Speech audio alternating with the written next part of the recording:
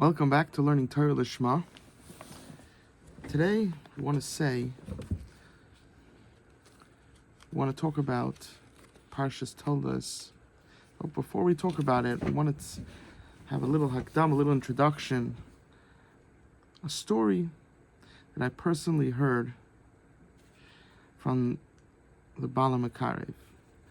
And what's a Bala Makarev? Today you have very special individuals that do the job that no one else does. And that is, chas v'shalom, God forbid, a person has a son or a daughter finding it hard to stay a yid and straying off the path. So you have a Bala Makarev, and he comes and helps guide this child back onto the way and helps the parents through this as well. And a lot of these people, they do it for free. Most of them do. And they sort of do the job that no one else, everybody would prefer to live, so to speak, to a certain extent, in a lie that in general everything's good. Right, in general, might just be 51%. Right, that's that. You have 50. If you have 49, that is right. That's a pretty bad. Right, 49 are having issues. That's pretty bad. Right, but there's people that they like to live in this. I don't know, like a better word, but to a certain extent, it's a fantasy that everything is really good, and if there's anything wrong, it's really only the miyat. Like a very small percentage. Now, this is how they want to think now. And then you have these Bala Makarevs that they realize that even if it's 1%, a lot of them could start thinking like this also, because that's what the people higher up are thinking, that it's a 1%. And to them, even 1%, this is Hashem's ben or bas. This is God's daughter or son, and he's and when it comes to kingship, to a king's daughter or a king's son, you don't just say, well, in general, all the other ones are doing. So there's one. No, it's special. It's not just like it. There's people that realize this and they get into it, and then all of a sudden they see that it's not 1 or 2 or 3%. The number it's a miyat hanikar, It's like 26%. And probably even more than that. And and it's ever growing. And these people, they literally give their life. It's not that they work 24/5. It's not that they work, from 5 to 9, 6 days or 5 days a week. No, they work 24/7. 24/7. They're helping people. It's on their mind, figuring out how to help people.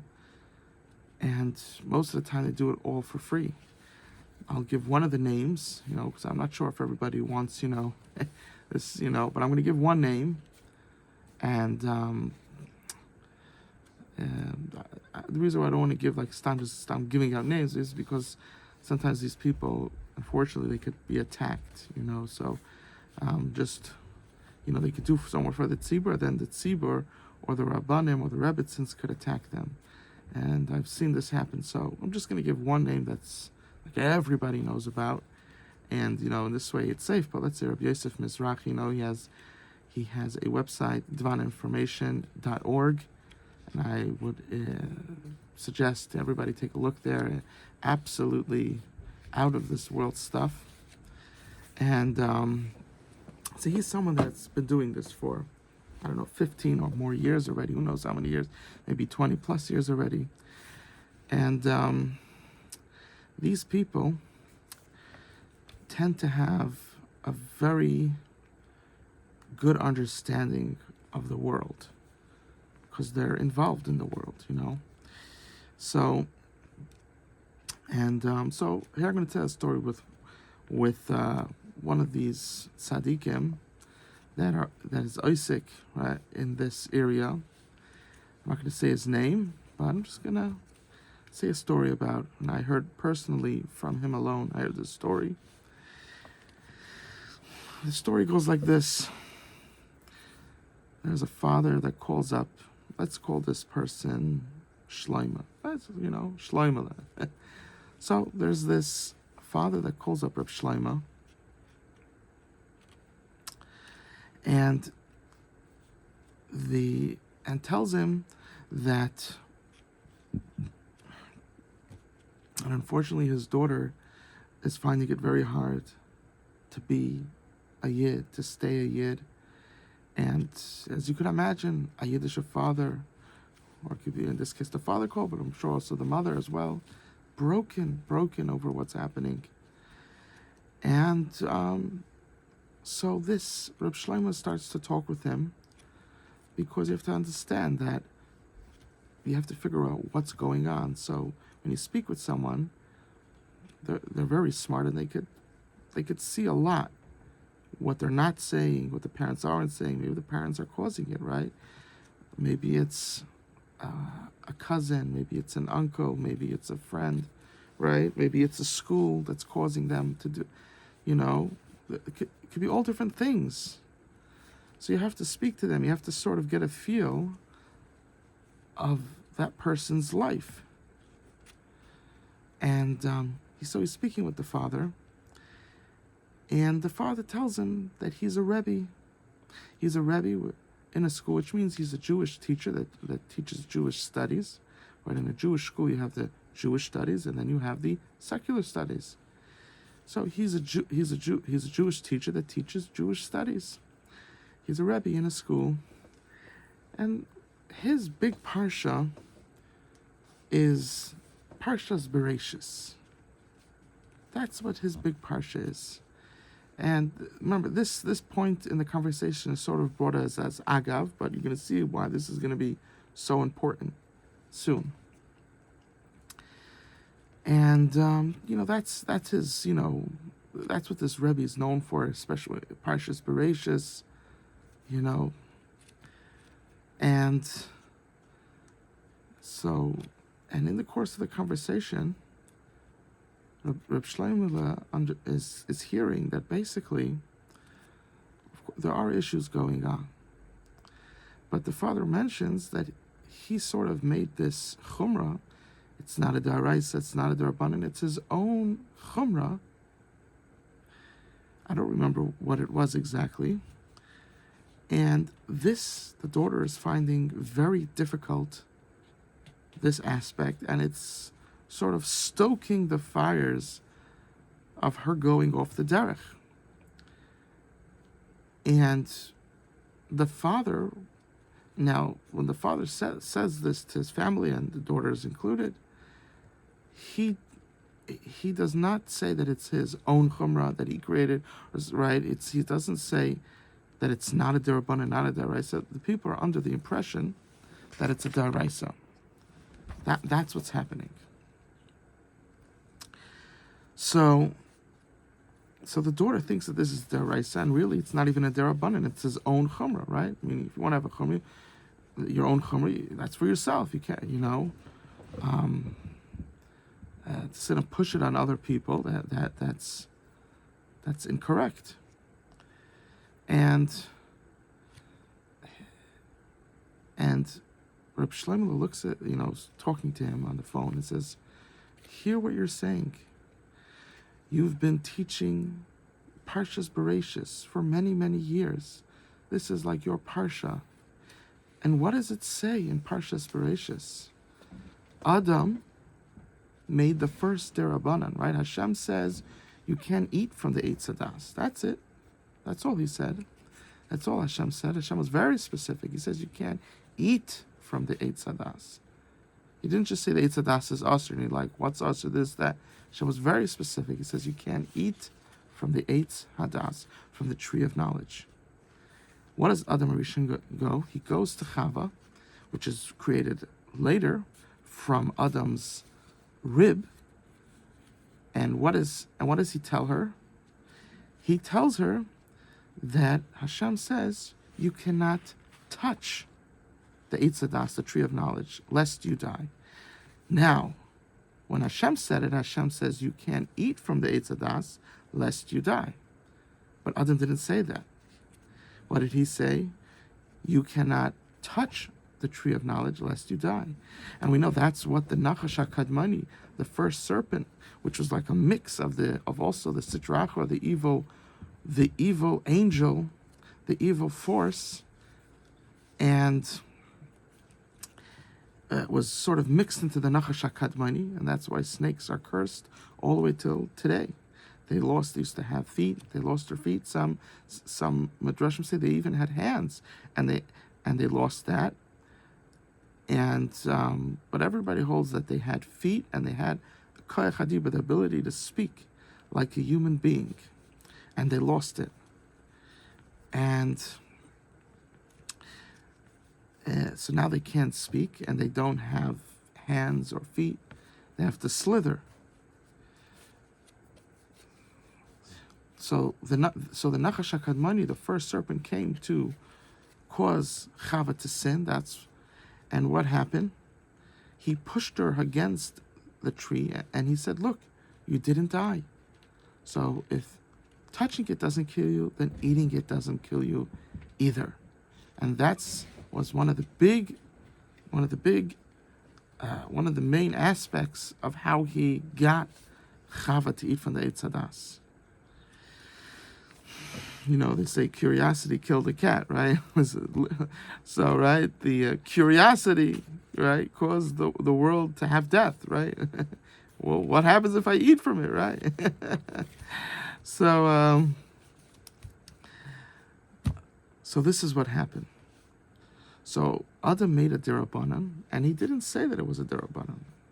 He didn't say that it was my, Adam Rishon was a great sage, and he can make a derabanan, but he didn't tell her that it was a derabanan.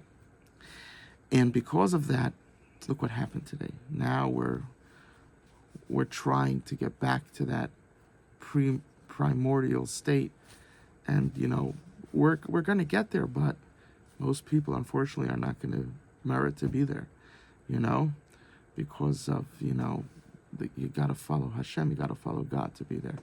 So this is what happened. So says Reb Shlomo, you literally been teaching this for years, literally years, and you go and create your own chumrah, which is not a deraisa, it's not a biblical commandment, it's not a derabanan, it's not a commandment from our sages. Your own chumrah, your own stringency, and you say it in a way that they believe it to be a deraisa biblical. And this is a big factor in why she's going off the derech because of this. And you didn't realize that this is a mistake, and you've been teaching literally the parsha that literally talks about this for years and years and years. This is what he said to this father. And this, we have to know that when we learn the Torah, there's people, they know so much Torah, even Baal Peh, but the Torah hardly changes. I mean, the power of the Torah is tremendous. It's like a volcano erupting, the power of the Torah. Right? It's like the earth exploding. This is the power of the Torah. And how much we're affected by it is so little.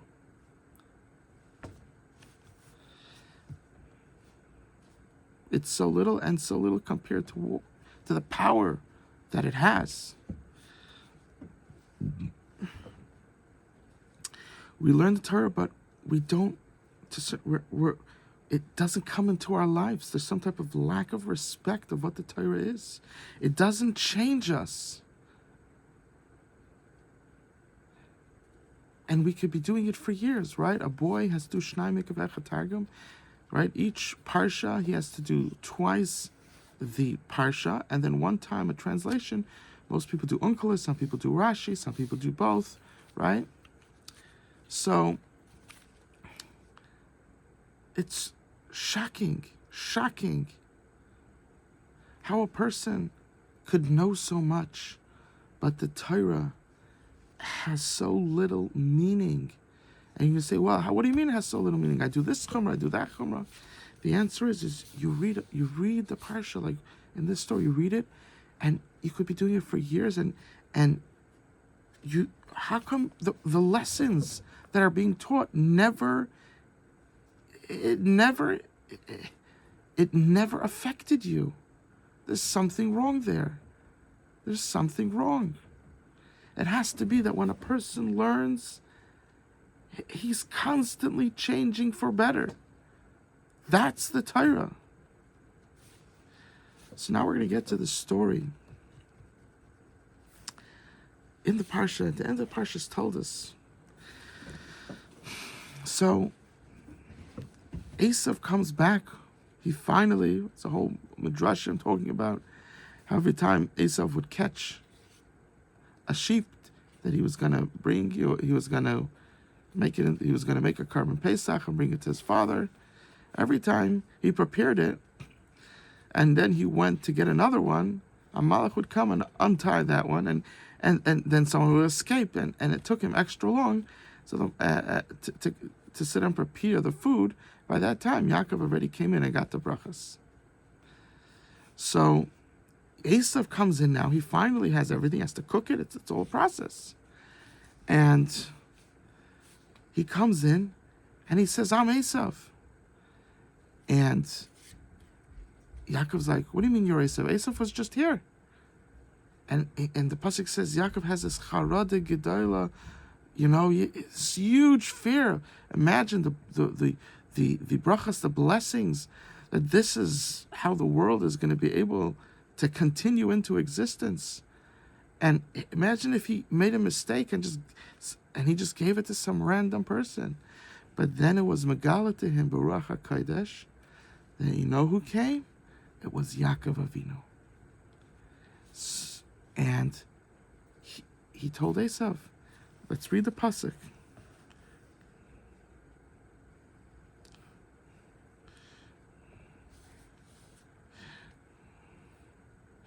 Vayomer, Yaakov says, Ba achicha b'mirma vayikach b'chasecha. Your brother came with trickery and stole your blessing, right?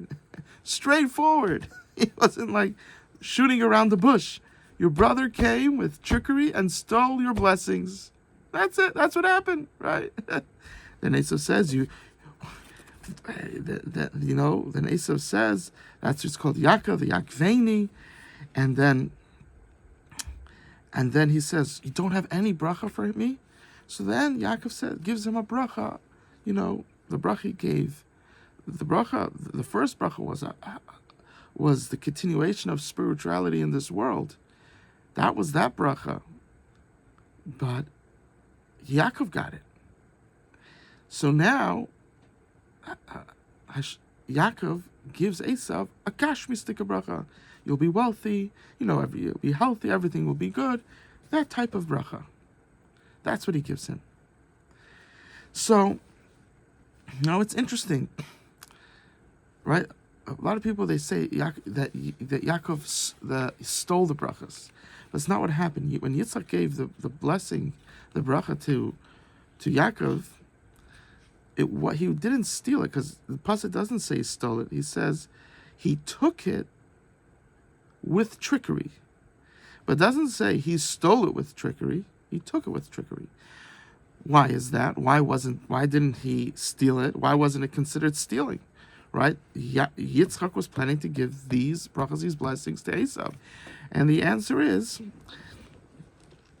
as we read a little earlier, that when Asav comes back all weary from the field, so the Medrash tells us the backstory, that Asav, Nimrod had this special coat that went back all the way back to Adam Arishan, and Adam Arishan got this coat from Hashem, and it was a magical coat that the wearer would never be attacked by an animal. Meaning, if you're wearing it, no animal would attack you, and they would respect you. Any animal, any type of bird, any type of living thing except a human being would respect the person who's wearing it.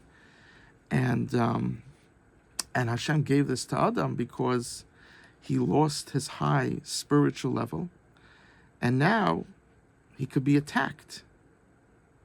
So Hashem gave him this special coat to protect him. Now, Nimrod has it. Nimrod, in those days, right, who was considered like a chashava, a person, a respectable person, someone who was an expert at, an expert, what's a word for it, but an expert killer of animals, that they could bring back animals to eat, and someone like that, so to speak, what people would think of a Viking, like an expert man of war and an expert at taking down a bear, and then and things like that. That's what's things that was respected. Even till today, today we have a lot,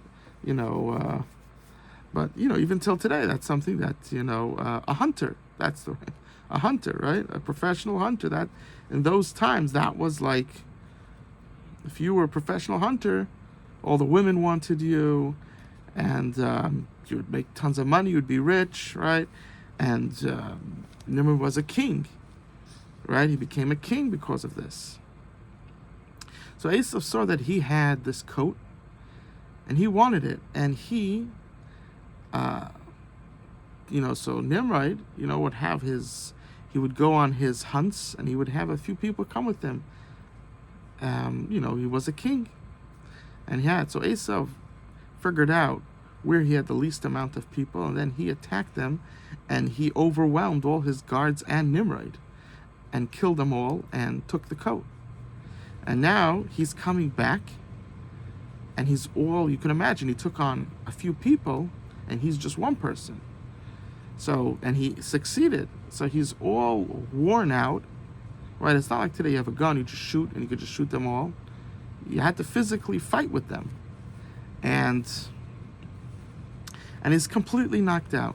And he asked Yaakov, he doesn't tell him what happened, but he asked him, that he's starving. He just came back from hunt, and he's gonna die. He needs to eat something, to eat and drink something. So Yaakov brings him bread and water, and then Yaakov says to him, if you want, I just made a lentil soup, right? A nice dish. Let's call today, let's say, right? I have a nice sushi, right? And if you want this good food, then sell me your bechira, because Asav was the first one that came out of the womb, so he got the bechira. Now it's interesting because, meaning, in the womb, who's the bechira? Yaakov. Why? Because first, the first one the second egg that germinates the first one germinates. And then when you have the second one that germinates, then that one goes on top of the first one. But really, the first one in the womb was Yaakov. But coming out of the womb, it's Asav, because since he was the second egg or one egg that was turned into two, I don't know, what it was exactly. But since he was that second one, so he now came out first. So in the world, he's the Bechar, but in the womb, Yaakov is the Bechar. So Yaakov wants to go back to that status of being the Bechar, and there's a lot of because being the Bechar is something very special, and what Yaakov had Yaakov really had his eyes on was these brachas that are going to happen later, the spirituality, right? The Bechar has his responsibility spiritually, of course, physically also, but spiritually is greater than that. He's in charge, and therefore that's why Yitzchak was the tafkid of the continuation of the world spiritually. He was going to give to the Bechar. So Yaakov wanted to be that Bechar. So he says to Asav, if you sell me your Bechira, I'll give you this lentil soup. In those days, this lentil soup was some type of lentils, like green lentils. It was considered a very special dish. So Asav thinks a moment and he says, Lama li b'chayrasi. What's the point of my b'chayra? Right? It's to become a kohen. This is all going to be in the future. It's not even going to be in my lifetime. And he sold it to Yaakov. He says, what is it? And the pasuk says, Vayivas Asav Asav b'chayra. He disrespected the b'chayra. Because the b'chayra is not just a kohen gadol in his fancy clothing, doing the avodah in the Beis Hamikdash. The b'chayra is like a very high, intense spiritual way of living life. And Asav didn't appreciate this. And therefore the pasuk says, Vayivas Asav Asav b'chayra. That Asav desecrated,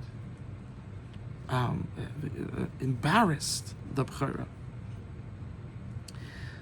And this is how Asav sold his b'chayra. With the b'chayra is a lot in the Maras HaMachpelah. With the b'chayra is the brachas, right? All these things come with the b'chayra. So that's what the pasuk says. Vayomer, Yaakov says, Ba achicha b'mirma vayiga, that your brother came with mirma and took it. But he didn't say that he stole it b'mirma. He says he took it b'mirma. Why? Because it was really his.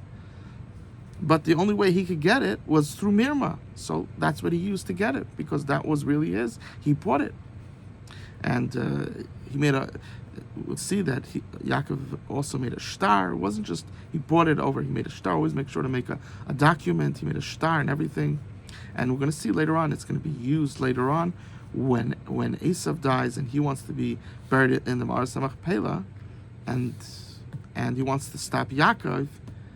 And so that document is brought later on, right? We all know the story. At the end, Asav's, Chushim ben Dan knocked off Asav's head and, sliced it off. And then his head rolled into Maras HaMachpelah. And if you go to Maras HaMachpelah today, you'll see that there is a tomb of Asav, and his head is what's there. But the rest of the body not, because they needed the place. The place, there was X amount of place in that tomb, going all the way back to that Avram Avinu bought from Ephraim. So this is what happens. So as we said, Asav sheds a half a tear, and he says to his father Yitzchak, "Habracha, hasachas brachas achas. You don't have one bracha for me?" And he gives him a bracha, as we said before. Now Asav says, Vayistam Asav es Yaakov. Now, he always didn't like him, but now he really didn't like Yaakov. And he says, I'm going to wait till my father dies, and then I'm going to kill Yaakov. He didn't want to pain his father by killing him while he's alive. That would hurt Yitzchak very much, that his son killed Yaakov. He says, I'll wait till he dies, and then I'll kill him. Now, Rivka hears about this. How she maybe Baruch HaKodesh, through Nevuah, right? They had Nevuah. We don't even, they had prophecy, so. And she quickly sends Yaakov off. And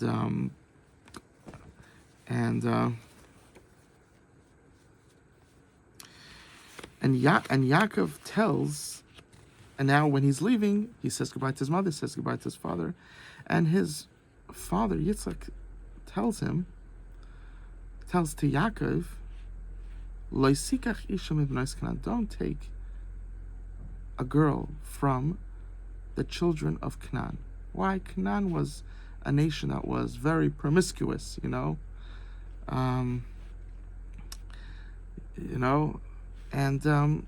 don't want you to take someone from them.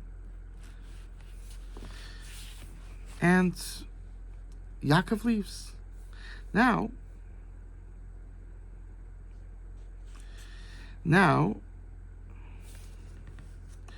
Now Asav, you know, you know, when you want to change someone, you have to create a stir in the person's life.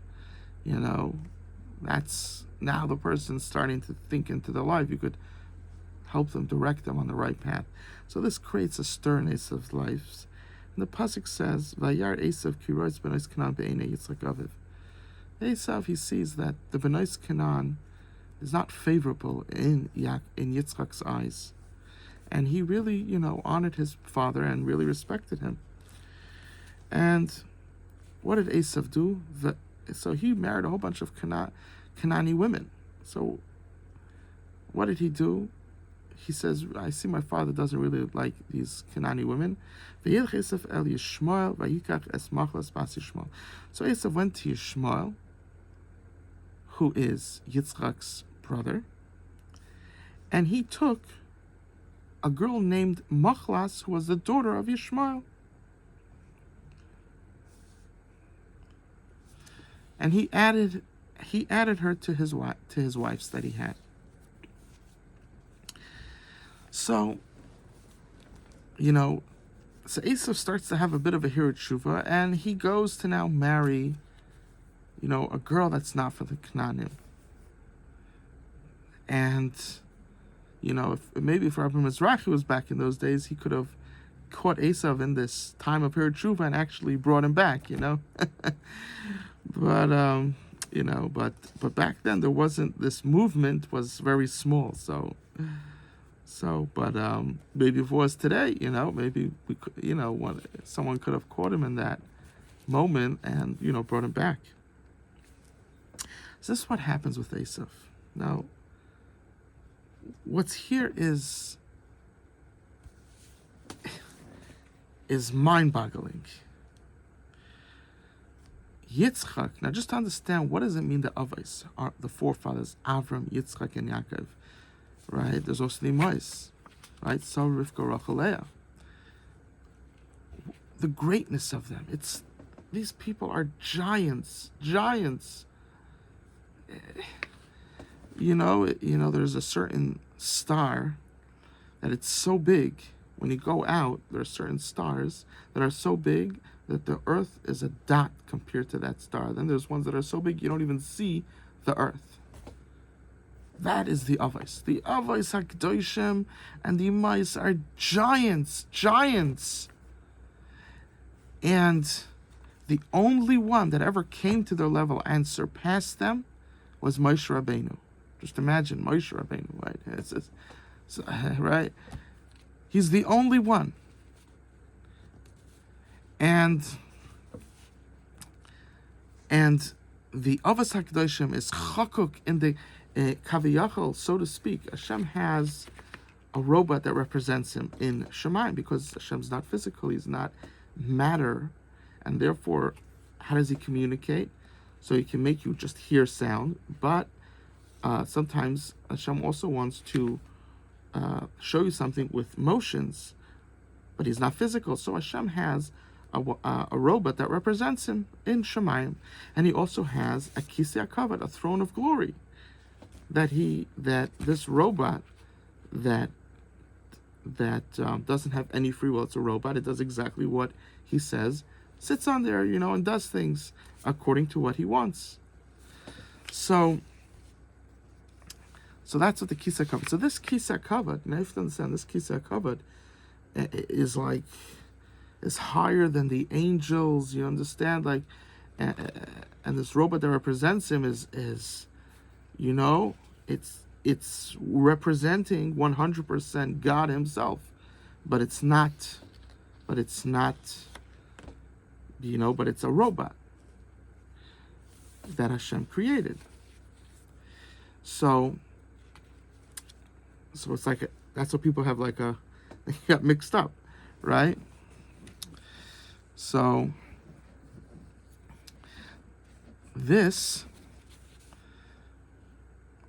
on the kisei hakavod, it says Chazal, is chakuk, is engraved the faces of the Avos HaKadoshim.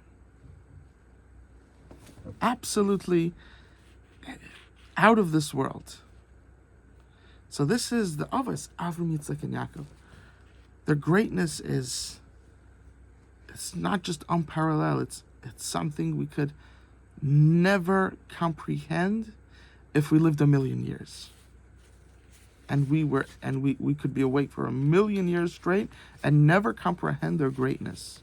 This is the Avos HaKadoshim. And here we see something amazing. Shocking is more the right word. Asav goes and marries a Canaanite woman. Yaakov doesn't tell him not to marry her. He marries a few of them. He had a few wives, and then he added on Machlas, which is the daughter of Ishmael. Before that it says Achos Nevois al Nashav Lo Elisha. He added her to the women, plural, that he had, which means he had a few Canaanite women were his wife. And what happens? Yitzchak, he slightly shows his disapproval, but he never tells him not to marry Asav, not to marry them. He never stops Asav. And Yitzchak was the one of gvura, of strength, of it wasn't Yaakov, which is chesed, right? He of kindness. Yitzchak is known for his gvura. There was a lot of people that were following Avram Avinu, but after he dies, they went to Yitzchak, and Yitzchak was too strict, and they left. He was too intense. And here, Yitzchak sees his son marry a Canaanite woman, and we see that Yitzchak doesn't really think that he should, but he doesn't say anything. He might have implied slightly, but he doesn't say anything. Now, when it comes to Yaakov is not dating a Canaanite woman, so he comes and tells him that please don't take a Canaanite woman. But he's not in the middle of dating a Canaanite woman. So that's what happens now. And now it could be that by Yaakov, probably, even if he was, that Yaakov might tell him not to, right? Because there is a difference between Yaakov and Asav. Yitzchak is not a fool. He understands there's a difference. And Mitzvah Hashem, one day we're going to explain, that whole saga of Yitzchak's relationship with Yaakov, Yitzchak's relationship with Asav. Mitzvah Hashem, we're going to get to that. But let's focus what we have here. So why doesn't Yaakov say something? Yitzchak, why doesn't he say something to Asav? He doesn't. And the answer, I'm not going to get into all the detail,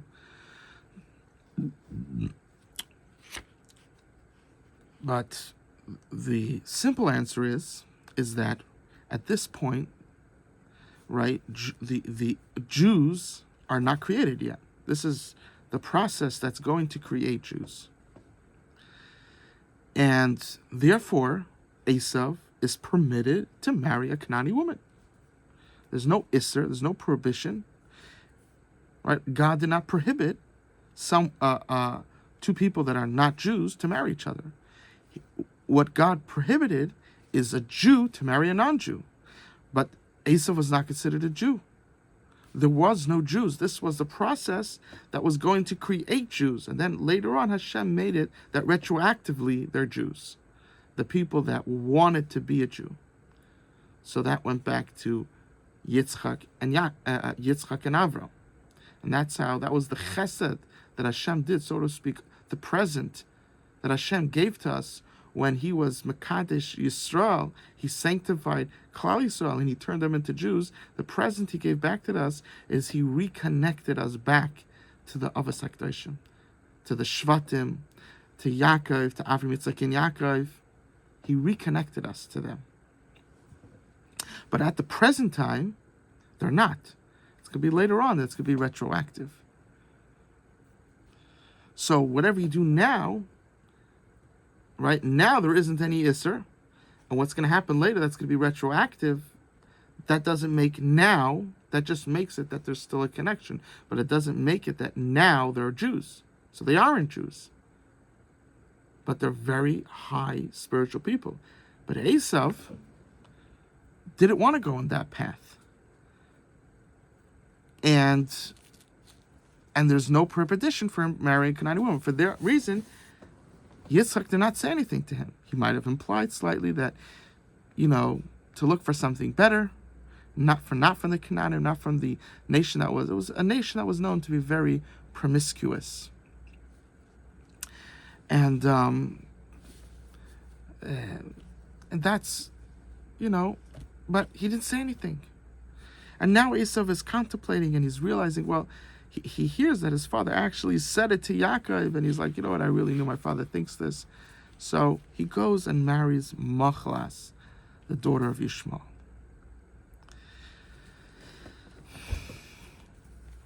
What we're seeing here, so what's here is, we could go endless in depth, just understanding what is going on over here. But this is what happened. It's in the Torah, it's in the Bible, it's here. This is what happened. Now let's take this lesson into our lives. I'm going to say a story to help us understand the lesson that we're trying to bring out. Sometimes a lesson is so big that we should start to have a grasp in it. We need to hear a mashal, a parable, a story. So I'm going to tell you a true story that I personally heard. So I'm talking to one of my cousins, and this is the story that he tells me that just happened to him. Very sad. He says he has a friend that was dating a girl, and then the father found out that this girl, so this is a Am Hasidish. I have family that's Hasidish, Litvish, Yerushalmi, B'nai Brakers, right? We have all different, all different types. So my cousin is coming from the Litvish side of my family. Most of them are Litvish, the ones that I have contact to, most of them are Litvish. I have other ones, but they're a little more distant, second cousins, or cousins, first cousins, but I usually don't see them. Usually the cousins that I know that I grew up with, they're Litvish. So his friend is Litvish, and that's dating this girl, and the father finds out that the girl is really Sephardi. Now let me just explain what this means, because Litvish and Sephardim, if you have a regular from Litvish person, a regular from Sephardi person, they dress the same. It's not like Hasidim that they have a whole different dress. So you know that person's not a Chassid because they're not dressing that way. You understand? It's not like that. By Litvish, you could have, right, there's three groups by Klal Yisrael.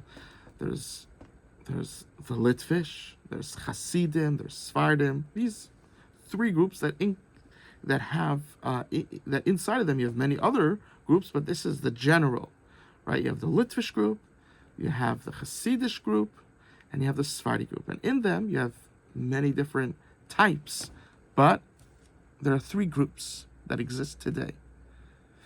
And the father finds out that this girl is coming from the Sephardi. And, he didn't realize that in the beginning. They hid it. And he broke off the shidduch and forced his son. I don't know how you force someone not to marry someone, but that's what this father did. And he was and the son literally went into deep depression. Our father still didn't care. He went into deep depression, wasn't eating. And that when I spoke to him, that's what was happening. And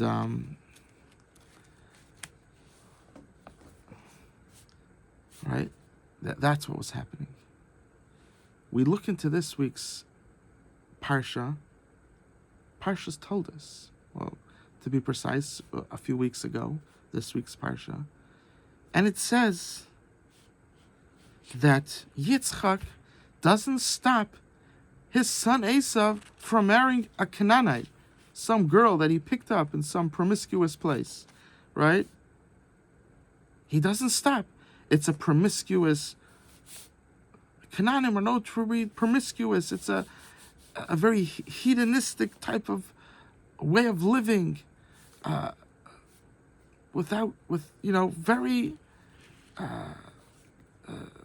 gashmias, very, they lived in immoral ways. That Canaanim, we're not gonna say things, they lived in a very immoral type of way of living. And Yitzhak doesn't stop him. So, to understand this, we need a lot of time to understand what's going on over here. But what we could take from this is when we come to our lives, and what this father, who does Shnai Mikveh Chatarim, or at least is supposed to, every year, it's clear from here, this girl was a frum girl.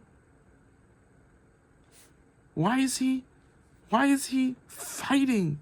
And his son is going into depression, not eating, and he's preventing, and he loves her, and she loves him, but he's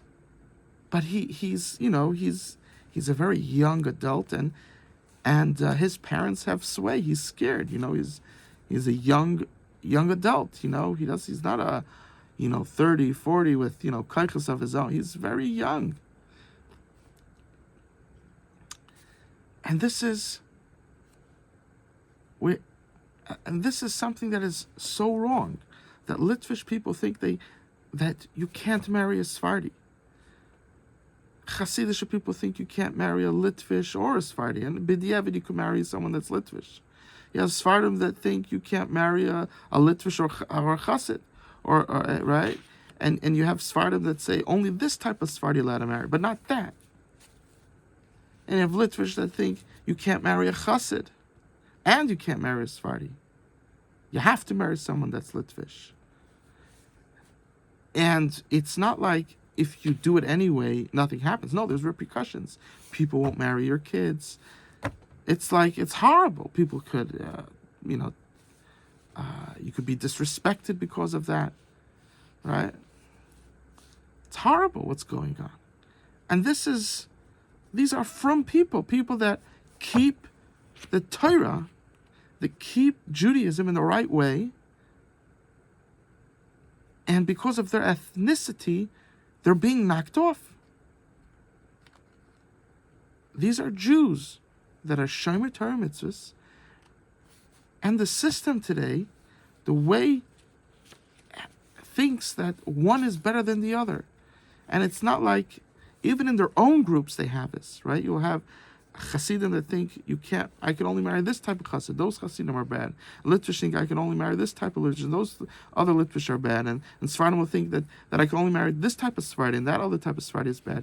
Even in their own groups, this is how they think. And this is very, very wrong. Today, more than ever, you have to focus on the qualities of the individual. Because you could be Litvish, and there's a lot of nasty Litvish girls.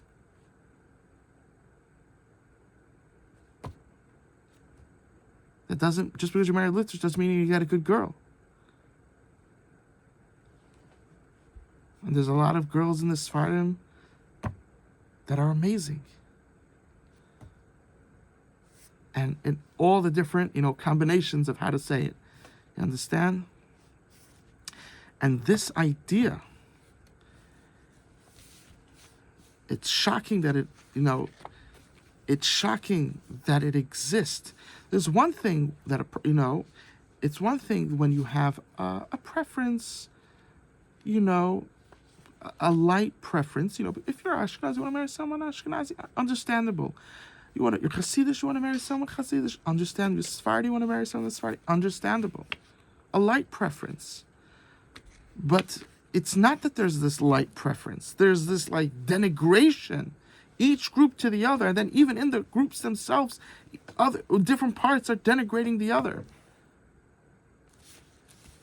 And we see Ma'aseh Avos Simul Banim, we see taught by us, by Yitzchak Avinu, one of the Avos HaKadoshim, who was known for his gvura. He was extremely strong-willed person. He doesn't say anything to Asav when he's marrying this Canaanite woman. And no one takes this lesson. Shocking. Shocking. We have to know that when a person learns the Torah, and they do not take the lessons of the Torah, they are disgracing the Torah. When a person learns and the Torah doesn't change him, he reads this and it's just like he superficially takes the kedusha of the Torah, but that to understand what is being said, the lessons that the Torah is trying to teach you, it just flies over him. He has to go to Mesilas Yesharim to Epis get something. And when he's reading the Chamisha Chumshei Torah, Shnai Mikveh Targum, he gets nothing. This is a disgrace to the Torah Kedusha. And we have to know that each one of us, we have to change. We have to look at the Torah differently. I know most people, they think that they're mechaber the Torah. They're not. They're totally people that disgrace the Torah. Because to learn something like this, and that it should have zero effect on you, and that there should be a shita that exists in Klal Yisrael, that it's to such an extreme that people now won't marry your children because your wife is Sephardi, or whatever these combinations, however you make it. It's a disgrace to the Torah that someone learning could think such a way. We're not talking about Talmid Chacham, we're talking about simple Yid. Not even talking about someone in Kaila, it could be someone working. That they could think that way, and the Torah just like in one ear, out the other. I don't even think it entered the ear, like sort of just went over their head. The Kedusha of the Torah just hit them slightly as while it's passing over their head.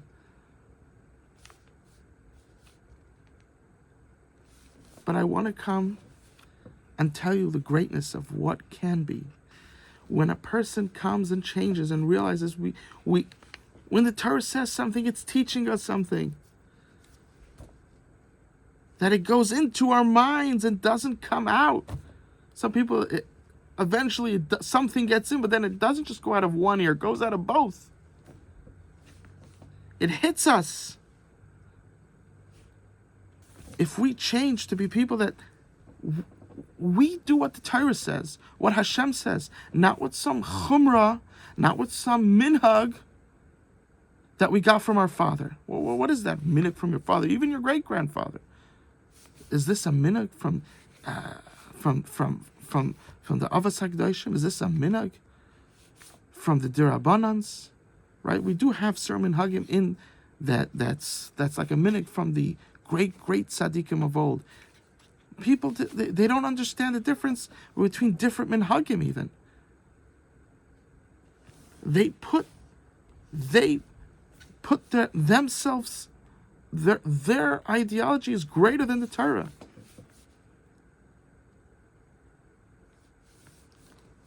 Why am I saying this? Because people say, well, this is the minhag. The minhag is against the Torah. The Torah says, when you have a from girl and the boy wants to marry, you don't say that's Sephardi and therefore you can't marry her. You don't tell people that you're Litvish, you can't marry a chassid. You don't say these things. You don't imply them. In fact, you have to work with them that they should not be like this. because we don't know who Hashem wants us to marry. We don't know. And we have to be open for what Hashem is sending us. And most people aren't.